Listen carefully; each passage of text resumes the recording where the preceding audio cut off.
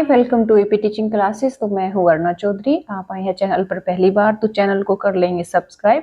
अगर आप home science, TGT, PGT और या फिर डीएसएसपी डोमेस्टिक साइंस की प्रिपरेशन कर रहे हैं तो इसमें आपने देखा होगा कि अभी तक जितने हमने लेक्चर इसमें कंप्लीट किए हैं तो उसमें जैसे कि कुपोषण रहा है, अपोषण किसे कहते हैं, या फिर जितनी अवस्थाएं होती हैं, बाल्यावस्था हो या फिर आपकी शैशव अवस्था हो, तो उन अवस्थाओं में कितने प्रोटीन्स और बालक को, किशोर को कितनी कैलोरीज या फिर प्रोटीन की आवश्यकता होती है। ठीक है, तो न्यूट्रिशन वाला पोर्शन हमने कंप्लीट किया है। इसी के साथ में हम नेक्स्ट जो करेंगे वो करेंगे प्रेग्नेंट लेडी का और जो दुग्ध स्रावी माता होती है उसका। ठीक है, उससे पहले हम एक ओल्ड पेपर को देख लेते हैं जो कि है हमारा 2021 का। ठीक है, क्योंकि इससे क्या होगा कि आपको थोड़ा आइडिया हो जाएगा कि अभी जो हम स्टडी कर रहे हैं तो वो किस लेवल की है, और इस तरीके से कंटिन्यू करने से आपका जो है रिवीजन भी हो जाएगा, साथ साथ में नोट्स बन जाएंगे। तो आपको थोड़ा डेप्थ से इसे समझने की जरूरत है। ठीक है, इसी के साथ जैसे ही क्वेश्चन है, क्वेश्चन के जो ऑप्शन रहेंगे मुझसे कंप्लीटली एक्सप्लेन करने की कोशिश करूंगी, तो आपकी इससे क्या होगी कि एक क्लैरिटी आ जाएगी आपकी थ्योरी में। ठीक है, क्वेश्चन को क्लियर करने में आपको आसानी होगी और कोई डाउट होगा वो साथ साथ में क्लियर हो जाएगा। तो चैनल पर कोई जो भी पहली बार आए हैं वो चैनल को सब्सक्राइब कर लेंगे। अब हम स्टार्ट करते हैं। पहला यहाँ पर जो है समझेंगे फर्स्ट क्वेश्चन। जैसे कि फर्स्ट क्वेश्चन है टर्सल।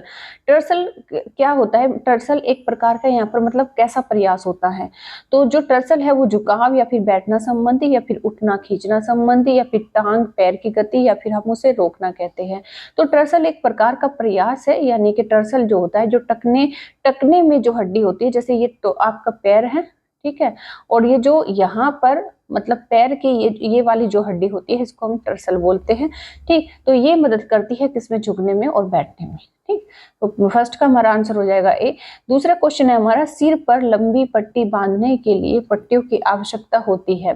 सिर पर अगर एक छोटी पट्टी तो बनेगी नहीं, तो लंबी पट्टी बनती है। तो लंबी पट्टी बनती है तो उसमें कितनी पट्टियों की आवश्यकता होती है? तो उसमें होती है कौन सी? कितनी? 2 पट्टियों की आवश्यकता हमें होती है। क्यों होती है? क्योंकि एक तो जो घाव होता है या फिर जो चोट लगा अंग होता है उसे हमें संक्रमण से और धूल से बचाना है। ठीक है, और दूसरा उसमें जो मतलब जो किसी भी भाग की या फिर अंग की जो पेशियां है या फिर रक्त वाहिनी है उनकी नसों को हमें जो है सहारा देना है। ठीक है, ये तो मेन रीजन होते हैं। तो हमें यहाँ पर जो है आंसर देना था कि कितनी पट्टियां यूज की जाती है, तो इसमें 2 पट्टियां यूज की जाती है। नेक्स्ट क्वेश्चन है बीसीजी से। तो बीसीजी का टीका किस रोग से बचाव करता है? तो बीसीजी का टीका कब लगवाया जाता है, किस रोग में लगवाया जाता है? तो ये लगवाया जाता है किसमें? तपेदिक में। ठीक है, जिसे हम दूसरे शब्दों में क्या बोलते हैं? इसे हम क्षय रोग भी बोलते हैं। ठीक है, तपेदिक कहो या फिर क्षय रोग कहो, पहली बात। ठीक है, तो दूसरी बात, ये कैसा रोग है? ये संक्रामक है, ये आपको ध्यान रखना है। ये कैसा रोग है? ये संक्रामक होता है। और ये किस बैक्टीरिया से होता है, किस जीवाणु से होता है? ये एक जीवाणु जनित है, ये भी आपको ध्यान रखना है। संक्रमण होता है किससे? जीवाणु से, विषाणु से नहीं होता है। तो उस जीवाणु का नाम होता है, आपको ध्यान रखना है, माइक्रोबैक्टीरियम ट्यूबरकुलोसिस। ठीक है, ये आपको ध्यान रखना है, आपको नोट्स बना लेने हैं। तो उस जीवाणु का नाम होता है माइक्रोबैक्टीरियम ट्यूबरकुलोसिस। ठीक है, इसको हम यक्षमा रोग भी बोलते हैं, इसको हम काक रोग भी बोलते हैं। ठीक है, आप इसको यक्षमा रोग भी बोलते हैं, आप इसको काक रोग भी बोलते हैं। और इस जीवाणु की जो खोज की थी वो 1882 में किसने की थी? रॉबर्ट कोच ने की थी। 1882 में किसने की थी? रॉबर्ट कोच ने की थी। ये आप नोट्स में बना लेंगे। ठीक है, रॉबर्ट कोच ने की थी। ठीक, समझ गए? तो बीसीजी का टीका लगाया जाता है किसको? किस रोग पे? तपेदिक में लगवाया जाता है। और ये जो छोटे बच्चे होते हैं, छोटे बच्चे को जब हम तपेदिक का टीका लगाते हैं तो 24 घंटे के अंदर अंदर उसको ये टीका लगवाना अनिवार्य है। ठीक है, ये भी आप जो है ध्यान रखें कि तपेदिक का टीका छोटे बच्चे को, नवजात शिशु को कितने टाइम के अंदर लगवाना आवश्यक है? तो वो 24 घंटे के अंदर अंदर लगवाना आवश्यक है। फिर नेक्स्ट क्वेश्चन है आपका, आंतों की भित्ति से उत्पन्न होने वाले हार्मोन को क्या कहेंगे? आंतों की भित्ति से, आंतों की जो दीवारें हैं उनसे उत्पन्न होने वाले जो हार्मोन होते हैं, ठीक है, जो जितनी भी जो ग्रंथियां होती है, इंटरनल जो ग्रंथियां होती है, एक बाह्य ग्रंथि होती है और एक होती है आंतरिक ग्रंथि। तो आंतरिक ग्रंथियों से, बाह्य ग्रंथियों से एंजाइम निकलते हैं और आंतरिक ग्रंथियों से हार्मोन्स रिलीज होते हैं। ठीक है, तो आंतों की भित्ति से उत्पन्न होने वाले जो हार्मोन्स हैं उनको क्या कहते हैं? तो उनको बोलते हैं कोलिसिस्टोकाइनिन। ठीक है, उनको बोलते हैं कोलिसिस्टोकाइनिन। और यह यह इनका काम क्या होता है, इनका काम होता है वसा और प्रोटीन को पचाना। ठीक है, आप इसमें ध्यान रखेंगे, इनका मुख्य काम होता है वसा और प्रोटीन को पचाना। ठीक है, समझ गए। ढाका के मलमल का निर्माण होता है, किस में होता है, कौन से धागे में होता है, सूती में, ऊनी में, कृत्रिम में या फिर रेशमी में। तो जो ढाका का मलमल है उसका धागा आपको ध्यान रखना है, उसका धागा होता है सूती रेशा। कैसा होता है, सूती रेशे से उसको जो है धागा धागा का जो मलमल बना होता है, जो कपड़ा बना होता है वो सूती रेशों से बना होता है। और इस मलमल के लिए एक शब्द यूज किया जाता है मसलिन। ठीक है, दूसरा शब्द यूज किया जाता है मसलिन, जो नाम पड़ा है मछलीपट्टनम के नाम पर। ठीक है, ये आपको ध्यान रखना है। ठीक, अब बात करें क्वेश्चन नंबर 6 की। रक्त एवं उत्तकों में कीटोन बॉडीज एकत्रित होते हैं। रक्त एवं उत्तकों में जो कीटोन बॉडीज एकत्रित होते हैं वो कहाँ पर होते हैं, तो हाइपोग्लाइसीमिया या फिर हाइपरग्लाइसीमिया या फिर डायबिटिक कोमा या फिर सीलियक रोग। ठीक है, कहाँ पर होते हैं, तो ये होते हैं कहाँ पर, आपके एक सेकेंड, ओके, ये होते हैं आपके कहाँ पर, डायबिटिक कोमा में। ठीक है, डायबिटिक कोमा में इनका जो है एकत्रीकरण होता है। ठीक, तो ये क्या करते हैं आपके, तो डायबिटिक कोमा में ये एक डायबिटीज से रिलेटेड क्या है, एक जटिलता है, जिसमें होता क्या है कि जो डायबिटीज पेशेंट होता है वो एक तरह से बिल्कुल बेहोश हो जाता है, बेसुध हो जाता है। ठीक है, नेक्स्ट क्वेश्चन है मिलावट।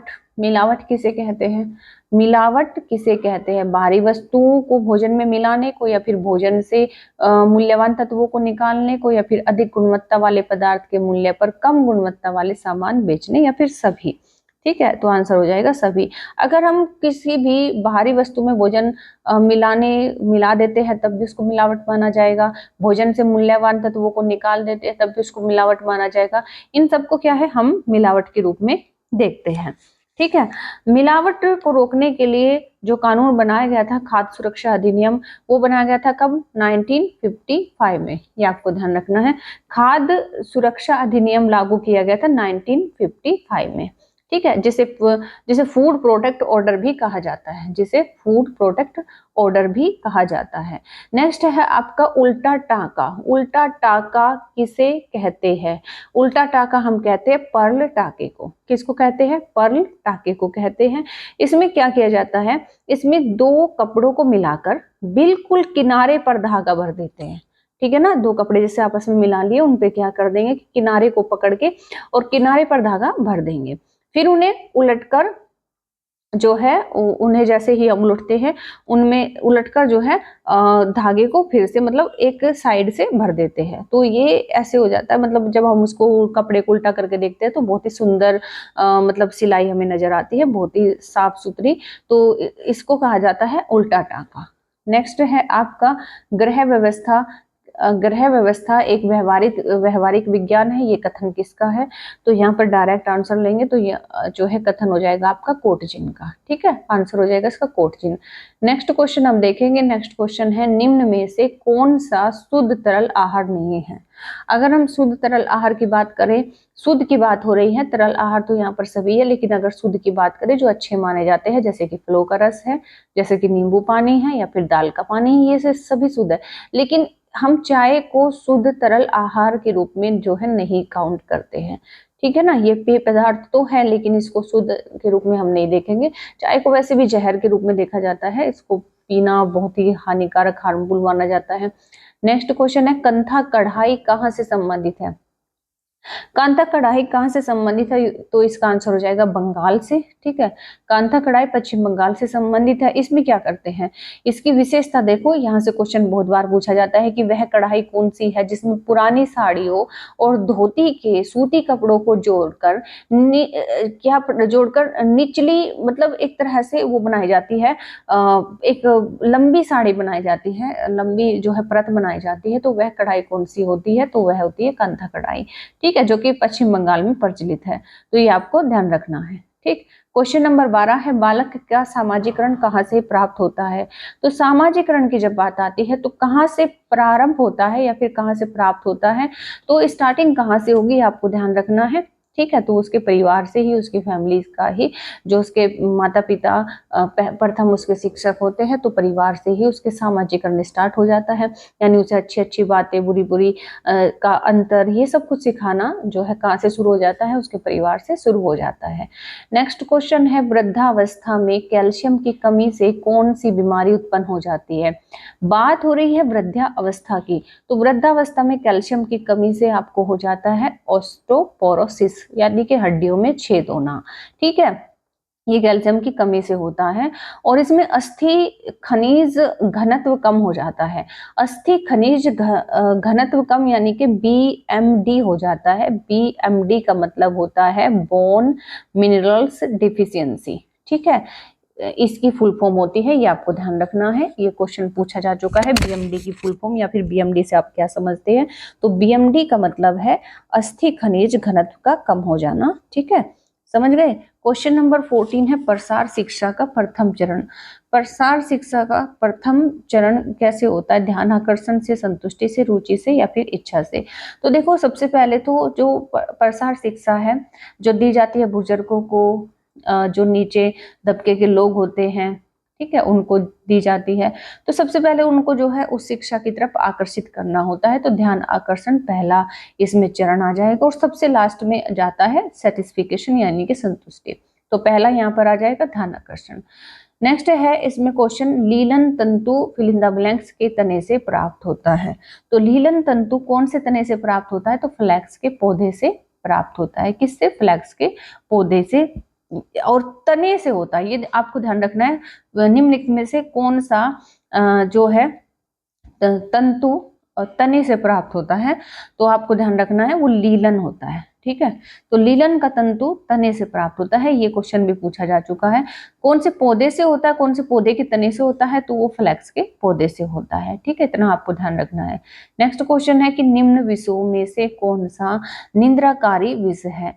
निंद्राकारी विष यानी कि जिसको लेने से नींद आ जाती है, ठीक, तो वो कौन सा होता है, तो वो होती है अफीम। अफीम में 12% क्या होता है, मोर्फिन होता है।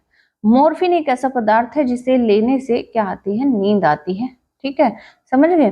नेक्स्ट है क्वेश्चन हैजा। हैजा किसके द्वारा फैलने वाला रोग है। तो सबसे पहले आपको ध्यान रखना है कि हैजा जल से भी फैलता है और मक्खियों के द्वारा भी, इधर उधर कीटाणु ले जाने से भी हैजा फैलता है। तो आपको जैसा ऑप्शन है वैसा ही आपको जो है ध्यान रखना है। तो यहाँ पर अगर इसके जीवाणु की बात करें जो हैजा फैलता है, जैसे कि तपेदिक भी जीवाणु से फैल रहा था, हैजा भी जीवाणु के माध्यम से फैलता है। जीवाणु का नाम क्या होता है, जीवाणु का नाम होता है विब्रियो कालेरी। ठीक है, तो इसके जीवाणु का नाम है विब्रियो कालेरी, ये भी आपको ध्यान रखना है, इंपॉर्टेंट है, बहुत ज्यादा इंपॉर्टेंट है। नेक्स्ट क्वेश्चन है आपका, दिए गए विकल्पों में प्रसार शिक्षा की सर्वोत्तम विधि कौन सी है। एक्सटेंशन एजुकेशन का मतलब होता है अपनी शिक्षा का प्रसार करना। तो सबसे बेहतर कौन सी होगी, जब हम पढ़ा रहे हैं, चीजों को समझा रहे हैं, तो सबसे बेटर तो कौन सी होगी, आपकी हो जाएगी प्रदर्शनी। प्रदर्शनी यानी कि जिसमें हम क्रिया को करके दिखा सकते हैं। ठीक है, डिमॉन्स्ट्रेशन जिसे हम कहते हैं, जिसमें हम एग्जाम्पल दिखा सकते हैं, कि एक्टिविटी करके दिखा सकते हैं, वहीं पर एग्जाम्पल को प्रस्तुत कर सकते हैं, तो उसे हम कहते हैं प्रदर्शनी। ठीक है, तो इसमें प्रदर्शन करके, जैसे कि चार्ट के माध्यम से, मॉडल के माध्यम से उन चीजों को प्रदर्शित करके स्पष्टीकरण दिया जा सकता है अच्छे से, जिससे समझ में आ जाए। क्वेश्चन नंबर 19 है वृद्धि के दौरान बच्चों को किस अमीनो अम्ल की आवश्यकता होती है।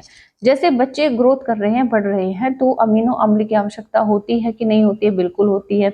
तो अमीनो अम्ल में किसकी, हिस्टाडीन की, किसकी आवश्यकता होती है, हिस्टाडीन की होती है।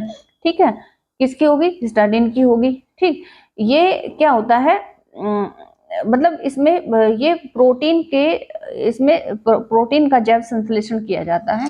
ठीक है, तो इसलिए जो है इंपॉर्टेंट हो जाता है। क्वेश्चन नंबर 20 है, इसमें आई होप आपको दिखाई देना चाहिए, इसका छोटा, अब सही यहाँ पर जो है सही दिखेगा। नेक्स्ट है इसमें क्वेश्चन 20 क्वेश्चन है कि भ्रूण की आंतरिक परत को क्या कहा जाता है। भ्रूण की आंतरिक परत को क्या कहेंगे, तो भ्रूण की आंतरिक परत को कहेंगे एमनियोन। ठीक है, क्या कहेंगे, एमनियोन कहेंगे। ठीक, भ्रूण का जो विकास होता है उसको एम्ब्रियोजेनेसिस कहते हैं और भ्रूण की आंतरिक परत को एमनियोन कहते हैं। ठीक है, इस तरह के तरीके से आपको नोट्स बना लेने हैं। नेक्स्ट क्वेश्चन है, रक्त में शर्करा की सामान्य मात्रा कितनी होती है? अगर हम रक्त में शर्करा की मात्रा की बात करें तो कितनी होती है, 80 से कितनी होती है, 80 से 120 मिलीग्राम या फिर प्रति 100 मिलीलीटर रक्त होता प्रति 100 मिलीलीटर रक्त में कितनी, 80 से 120 मिलीग्राम जो होती है शर्करा होती है। ठीक है, रक्त की शर्करा को हम बोलते क्या है, एक्चुअल में रक्त की जो शर्करा होती है उसको हम क्या बोलते हैं, ग्लूकोज बोलते हैं। क्या बोलते हैं, ग्लूकोज बोलते हैं। क्वेश्चन नंबर 22 क्या है, शरीर में रोगों से संघर्ष करने की शक्ति को क्या कहते हैं? शरीर में रोगों से संघर्ष करने की शक्ति को आपको पता ही है, निसंक्रमण, उद्भवन अवधि या फिर रोग प्रतिरोधक क्षमता। तो रोग प्रतिरोधक क्षमता उसको कहा जाता है। ठीक है ना। नेक्स्ट क्वेश्चन है आपका 23 क्या है कि हाइजीन शब्द हाइजिया से लिया गया जिसका अर्थ क्या है? हाइजीन शब्द हाइजिया से लिया गया जिसका शब्द है ग्रीक देवी का नाम। क्या है, ग्रीक देवी का नाम है। ठीक है ना। ग्रीक देवी घर और शुद्धता की देवी इसको माना जाता है, वह ज्यूस की बहन इसको माना जाता है। ठीक है ना, इतना आपको याद रखना है, इसके अलावा नहीं। पाश्चुरीकरण किसके संरक्षण की विधि है? पाश्चुरीकरण जो हम करते हैं किसको लंबे टाइम तक संरक्षित करने के लिए करते हैं, तो दूध को संरक्षित करने के लिए ये पाश्चुरीकरण जो है पद्धति या फिर ये जो मतलब एक तकनीक अपनाई जाती है। ठीक है, ठीक है ना। तो क्योंकि इसका नाम पाश्चुरीकरण क्यों पड़ा ये भी आपको ध्यान रखना, क्योंकि लुई पाश्चर ने इसको इन्वेंशन किया था, इस वजह से इसका नाम पाश्चुरीकरण पड़ गया इस प्रयोग का। नेक्स्ट क्वेश्चन है आपका 25, शिक्षित करके व्यक्ति की मनोवृत्ति, दृष्टिकोण एवं व्यवहार में परिवर्तन लाना किसका आधारभूत दर्शन है? तो किसका है, तो ऑप्शन यहाँ पर हो जाएगा प्रसार शिक्षा का। क्यों? क्योंकि प्रसार शिक्षा का मुख्य उद्देश्य यही होता है कि गांव-गांव जाकर लोगों की मनोवृत्ति चेंज करना है, उनका एटीट्यूड चेंज करना है। जैसे कुछ लोग कृषि को, खेती को कुछ मानते ही नहीं है ना, गांव में रहना कुछ मानते नहीं है कि वहां पर संसाधन नहीं है, कुछ नहीं है, तो लेकिन वहां पर उन्हें समझाना है कि हम कृषि को भी टेक्नोलॉजी की सहायता से टेक्निकली कर सकते हैं। इसमें बहुत सारे ऑप्शन हैं और पढ़ाई इस तरीके से हम जो है अपने मतलब उद्योग का या फिर अपने व्यापार का विस्तार कर सकते हैं। उनका दृष्टिकोण हमें बदलना है, उनके व्यवहार में परिवर्तन लाना, ये क्या है, सब प्रसार शिक्षा के उद्देश्य होते हैं और ये इनके आधारभूत दर्शन माने जाते हैं। स्काउरिंग का प्रयोग किसमें होता है? स्काउरिंग, ठीक है, तो आपका क्वेश्चन नंबर 26 की स्काउरिंग का प्रयोग होता है किसमें? ऊन में होता है। ठीक है, इसमें कई सारे स्टेप होते हैं, जब हम देखेंगे ऊन के स्पेशली टेक्सटाइल वाले चैप्टर में जब हम पढ़ेंगे तो उसमें बहुत सारे जो है इसमें आपको स्टेप पढ़ने को मिलेंगे। हर एक में रेयन में अलग, रेशम में अलग, नायलॉन में अलग। ठीक है, तो उसमें जो है आसानी आपको रहेगी। तो इसमें जो स्काउरिंग का प्रयोग होता है वो होता है ऊन में, और जो रेसे होते हैं, ऊन के रेसे होते हैं, ये उष्मा के कुचालक होते हैं। ठीक है ना। नेक्स्ट क्वेश्चन है, पोषण आहार विज्ञान के जनक किसको कहा जाता है? तो ये तो मैंने आपको फर्स्ट वीडियो में ही बताया था, लेवाइजर को कहा जाता है। ठीक, क्वेश्चन नंबर 28 है, जैविक मूल्य का प्रयोग किसकी गुणवत्ता को मापने के लिए होता है? जैविक मूल्य का प्रयोग, क्योंकि इसमें मैंने आपको बताया था कि जो जैविक मूल्य खासकर जो मापा जाता है, किसका मापा जाता है? प्रोटीन का मापा जाता है। ठीक है, तो प्रोटीन का की गुणवत्ता को मापने के लिए किसका प्रयोग किया जाता है? जैविक मूल्य का प्रयोग किया जाता है। ठीक, क्वेश्चन नंबर 29, शिशु मृत्यु दर की गणना की जाती है। तो शिशु मृत्यु दर की, एक साल में कितने शिशुओं की मृत्यु हुई है उसको शिशु मृत्यु दर बोलते हैं। तो किस पे की जाती है? जन्म लेने वाले प्रति 1000 शिशुओं के आधार पर। जितने भी एक साल में एक बच्चों ने जन्म लिया है, ठीक है, उनमें से 1000 की काउंटिंग पर, यानी 1000 में से कितने बच्चे उसमें से एक्सपायर हो गए, उस पे जो है, उस आधार पर जो है देखा जाता है शिशु मृत्यु दर को। ठीक है, निम्न में से कौन सा एक वेट रंजक है? वेट यानी कि गीला। ठीक, तो इसमें से वेट रंजक है इंडिगो। ठीक है, जो कि मतलब गीला करके डिप करके उसको जो है रंग चढ़ाया जाता है, तो वो क्या है? एक वेट रंजक है। ठीक, क्वेश्चन नंबर 31 है, ग्रामीण स्वास्थ्य योजना का शुभारंभ किस वर्ष किया गया था? ग्रामीण स्वास्थ्य योजना का जो शुभारंभ किया गया था 1977 में किया गया था। ठीक है, और जबकि अगर राष्ट्रीय स्वास्थ्य मिशन की बात करें तो उसका आरंभ किया गया था कब? 2005 में। ठीक है ना। क्वेश्चन नंबर 32 है, 32 अंतरराष्ट्रीय स्वास्थ्य दिवस कब मनाया जाता है? तो आप सभी को पता होगा इसका आंसर, तो 7 अप्रैल को मनाया जाता है। बच्चों में सन्निकट दूरस्थ विकास का क्रम क्या होता है? सन्निकट दूरस्थ विकास का मतलब है जिसे हम कहते हैं प्रोक्सीमोडेस्टियल, और प्रोक्सीमोडेस्टियल में जो बच्चे का विकास होता है वो कैसे होता है? केंद्र से परिधि की ओर होता है।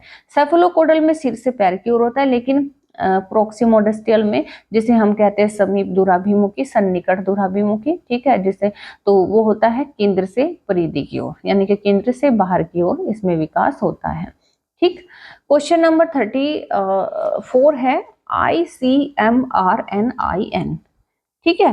2020 RDA सारणी के अनुसार सामान्य आधारीय चयापचय दर पर संदर्भित भारतीय महिला एवं पुरुष का वजन निश्चित हुआ।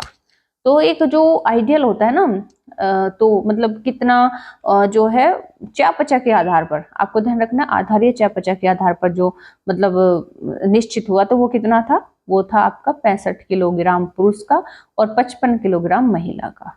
ठीक है, ये निर्धारित हुआ था और ये मतलब इतना होना चाहिए। क्वेश्चन नंबर 35 है, जठर रस में पाया जाने वाला एंजाइम। जठर रस में जो एंजाइम पाया जाता है वो कौन सा होता है? वो होता है आपका कौन सा? पेप्सिन। ठीक है, पेप्सिन कहाँ पाया जाता है? जिसे जो आपका जठर रस है, जठर रस में जैसे कि मुख्यतः मतलब 2 इसमें पाए जाते हैं एंजाइम, जिसमें से एक है पेप्सिन और दूसरा है HCl।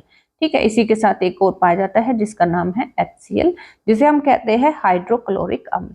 ठीक है ना, ये दोनों ही जठर रस है, ये दोनों ही जठर रस के जो है एंजाइम है। ठीक। नेक्स्ट है क्वेश्चन, हेपेटाइटिस यकृत सोत किसके द्वारा फैलता है? हेपेटाइटिस जो एक तरह की मतलब बीमारी है या फिर यकृत सोत जिसे हम कहते हैं, तो वो फैलता है किसके कारण? विषाणु के कारण। किसके कारण? विषाणु के कारण। क्योंकि यकृत में जब पीलिया रोग हो जाता है, तो पीलिया रोग में रक्त में जो सीरम होता है, कौन सा सीरम? जिसको बोलते हैं बिलिरुबिन। ठीक है, जिसको बोलते हैं, मैं यहाँ पर लिख देती हूँ, बिलिरुबिन। ठीक है, ये क्या होता है कि रक्त की जो मतलब शर्करा होती है उसमें मिल जाता है। ठीक है, तो जिसकी वजह से पूरा का जो शरीर होता है वो पीला पड़ जाता है। ठीक, तो ये आपको ध्यान रखना है। नेक्स्ट है इसमें भूलने की अचेतन प्रक्रिया। भूलने की अचेतन प्रक्रिया को क्या कहा जाएगा? प्रतिगमन या फिर समाहीकरण या फिर मानसिक कल्पना या फिर दमन, तो हम उसको कहेंगे भूलने की जो अचेतन प्रक्रिया होती है हम उसको कहेंगे दमन। नेक्स्ट क्वेश्चन है 38, किस आयु में बालक पर्यटन एवं भूल द्वारा सीखता है? तो कौन सी आयु होती है जिसमें वह अनुकरण करता है, पर्यटन, प्रयास एवं भूल के माध्यम से सीखता है? तो सबसे जो छोटी उम्र होती है, यानी कि जन्म से 2 वर्ष की आयु, जिसे हम शैशव अवस्था बोलते हैं। इसी में बच्चा करके चीजों को, ट्रायल एंड एरर के माध्यम से चीजों को सीखता है। विरासत में मिली हुई आय को हम कैसी आय मानेंगे? प्रत्यक्ष या फिर अप्रत्यक्ष? क्योंकि वो विरासत में मिली हुई है, हमारी कमाई हुई नहीं है, तो वो हो जाएगी हमारी अप्रत्यक्ष। जो हमारी कमाई से आय होती है तो वो तो प्रत्यक्ष हो जाएगी। लेकिन जो हमें गिफ्ट में मिली है या फिर या बोनस में मिली है या फिर कैसे भी मतलब मिली है, तो वो अप्रत्यक्ष होती है। विरासत में मिली है तो वो अप्रत्यक्ष आय है, हमारी कमाई की नहीं है। ठीक है, यूनिसेफ की स्थापना कब की गई थी? यूनिसेफ की स्थापना 1946 में की गई थी। ठीक है, यूनिसेफ की जो फुल फॉर्म होती है वो होती है यूनाइटेड नेशंस चिल्ड्रन फंड। ठीक है ना, और इसका जो आरंभ किया गया था द्वितीय विश्व युद्ध के बाद किया गया था। ठीक, तो ये इसका जो मुख्यालय है, इसका मुख्यालय भी पूछा जा चुका है, तो इसका मुख्यालय न्यूयॉर्क में है। इतनी चीजें इससे संबंधित आपको याद रखनी है। ठीक है, नेक्स्ट क्वेश्चन है, प्रथम गृह विज्ञान महाविद्यालय की स्थापना किस राज्य में की गई थी? तो ये की गई थी आपकी नई दिल्ली में। ठीक है, कब की गई थी? 1932 में की गई थी। 1932 में पहला महिला या फिर लेडी जो विद्यालय बना था गृह विज्ञान का, तो वो जिसका नाम था लेडी इरविन कॉलेज। ठीक है ना, इसकी स्थापना 1932 में हुई थी। ठीक, नेक्स्ट क्वेश्चन है आपका 42 में है, जापानी पुष्प सज्जा में 100 इंगित करता है। 100 ठीक है। तो जापानी पुष्प जो सज्जा है उसमें जो सो इंगित करता है वो मनुष्य को इंगित करता है, ठीक है ना, किसको, मनुष्य को, क्योंकि इसमें 3 शब्द खासकर जैसे तेन, तेनची, तेनची और जिन, तेनची और जिन, ठीक है ना, ये आपको ध्यान रखना है, तेन, ची और जिन, ठीक है। तेन का मतलब है स्वर्ग, तेन का मतलब है होता है स्वर्ग, ची का मतलब होता है धरती, और यहाँ पर जिन का मतलब होता है मनुष्य, ठीक है। तो दूसरे शब्दों में जब यहाँ पर जो है सो अगर जापानी पुष्प सज्जा में अलग से मतलब इसमें एक्सप्लेनेशन हम पढ़ेंगे तो सो स्पेशली जो पूछा गया है तो उसका मतलब है यहाँ पर क्या, मनुष्य। कार्य सरलीकरण की औपचारिक तकनीक क्या है, कार्य सरलीकरण की औपचारिक तकनीक यानी कि जो फॉर्मली मतलब अपनाई जाती है वो है साइक्लोग्राफ, ठीक है, साइक्लोग्राफ, ये बहुत ही मतलब सरल तरीके से इससे क्या होता है, काम हो जाता है। नेक्स्ट है वृद्धि शरीर में किस प्रकार के परिवर्तनों को दर्शाती है, जो वृद्धि है यानी कि ग्रोथ है वो किस प्रकार के परिवर्तनों को दर्शाती है, गुणात्मक या फिर मात्रात्मक, क्योंकि वृद्धि को हम लंबाई को, ऊंचाई को, मोटाई को माप सकते हैं तो वो मात्रात्मक हो जाएगी। अपहोल्स्ट्री का अपहोल्स्ट्री का जो उपयोग किया जाता है वो किसमें किया जाता है, अपहोल्स्ट्री का प्रयोग किया जाता है किसमें, फर्नीचर को ढकने में, ठीक है ना, फर्नीचर को ढकने में किया जाता है। 46 क्वेश्चन है, अल्पना कहाँ से है, अल्पना मतलब एक रंगोली बनाने की जो एक कला है वो कहाँ से है ये पूछ रहे हैं, तो पहले इसमें ऑप्शन हो जाएगा first question, option number first, यानी कि ये बंगाल की प्रसिद्ध जो है धार्मिक और सामाजिक त्योहारों पर जो मतलब वो रंगोली बनाई जाती है, पूजा पाठ की जाती है, ठीक है, तो वो क्या है, एक अल्पना का उसको अल्पना बोलते हैं और ये बंगाल में मनाई जाती है।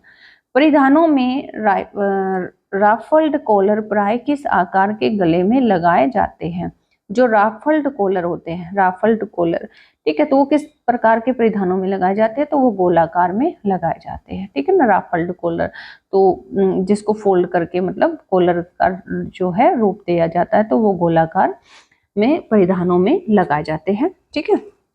नेक्स्ट क्वेश्चन है आपका बाल विकास के विभिन्न पहलू, बाल विकास के जो विभिन्न पहलू है मतलब कितने तरीकों से बच्चों का विकास होता है, कितने पहलुओं से उसे गुजरना पड़ता है बच्चे को, तो शारीरिक विकास, गत्यात्मक विकास, भाषा विकास एवं उपयुक्त सभी, तो यहाँ पर आंसर हो जाएगा सभी, क्योंकि उसमें गत्यात्मक विकास यानी कि मूवमेंट अच्छी तरीके से होना चाहिए, भाषा बच्चे को भाषा शब्द बोलने आने चाहिए, शारीरिक उसका शरीर भी बढ़े, तो ये सभी जो है बाल विकास के पहलू हैं।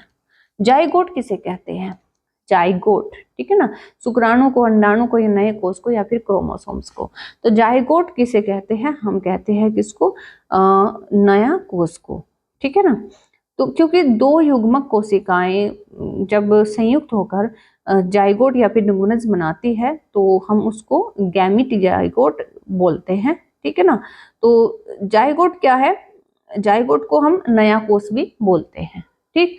प्रोटीन में नाइट्रोजन का प्रतिशत कितना होता है, इसकी एक पूरी लिस्ट में आपको करा दूंगी किसमें कितना जो है नाइट्रोजन वो मतलब वो होता है, किसकी मात्रा कितनी होती है, तो जैसे हाइड्रोजन की मात्रा या फिर कैल्शियम की मात्रा, ये फिर इस तरीके से पूरी लिस्ट है इसकी। तो प्रोटीन में नाइट्रोजन की मात्रा कितनी होती है, तो आंसर हो जाएगा 16%, ठीक है ना, 16%। चेचक के विषाणु का क्या नाम होता है, चेचक के विषाणु का क्या नाम होता है, तो आंसर हो जाएगा ऑप्शन नंबर बी, वेरिसेला, ठीक है ना, क्या हो जाएगा, वेरिसेला जोस्टर वायरस, ठीक। तो ये हम फर्स्ट वीडियो में सिर्फ इतने ही क्वेश्चन करेंगे, आगे का हम देखेंगे नेक्स्ट पार्ट में, क्योंकि वीडियो काफी लंबी हो जाएगी तो इसे अपलोड करने में बहुत प्रॉब्लम होगी। तो अभी इतना है कि आपको फर्स्ट में जो है 51 क्वेश्चन हमने कवर कर लिए हैं, तो बाकी के क्योंकि 125 है तो काफी लंबी वीडियो इसमें हो जाएगी, टाइम टेकिंग भी है ये थोड़ा सा, और थोड़ा अच्छे से एक्सप्लेन करके मतलब चीजों को हम इसी तरीके से करेंगे, ठीक है ना। तो एक साथ में इतना देखना जो है मतलब सही भी नहीं होता है, तो नेक्स्ट में हम जो है इसे कवर कर लेंगे, डोंट वरी, है ना। अभी आप जो है फर्स्ट पार्ट देखेंगे और इसमें जो जो चीजें मैंने आपको इम्पोर्टेंट बताई है उन्हें जरूर नोट करेंगे, ठीक। तो मिलते हैं नेक्स्ट पार्ट में, तब तक के लिए thank you, take care, bye bye.